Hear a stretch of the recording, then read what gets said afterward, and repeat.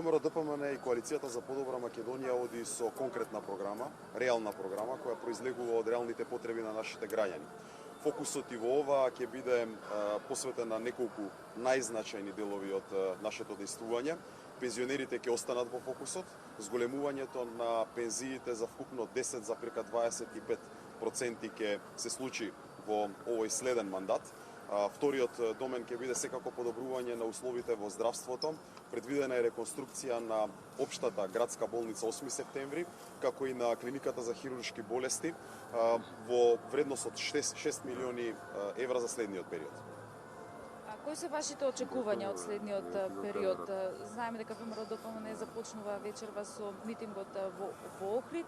Кои се очекувањата? Пред се посветени сме на потребите на граѓаните.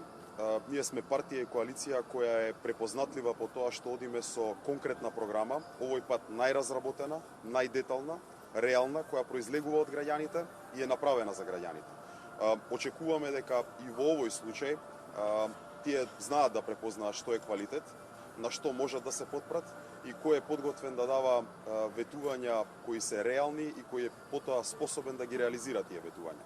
Тоа е принципот, тоа е стандардот кој го има успоставено во ВМРО ДПМН и Коалицијата за подобра Македонија и овој пат истото ќе го направиме, веројатно на најдобар можен начин, а за тоа имаме и тим кој ужива кредибилитет и е подготвен да ги исполни тие очекувања на граѓаните. Споменавте дека пензионерите остануваат во фокусот.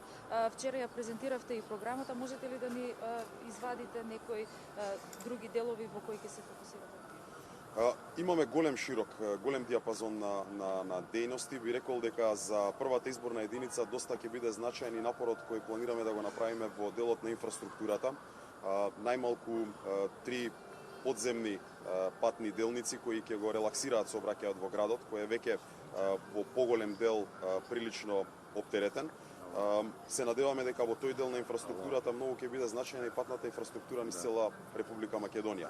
Затоа и ќе продолжиме со изградбата на автопатските правци, експресни патишта. Се надевам дека во овој временски период ќе успееме секој граѓанин да го запознаеме со она што е најзначајно за него.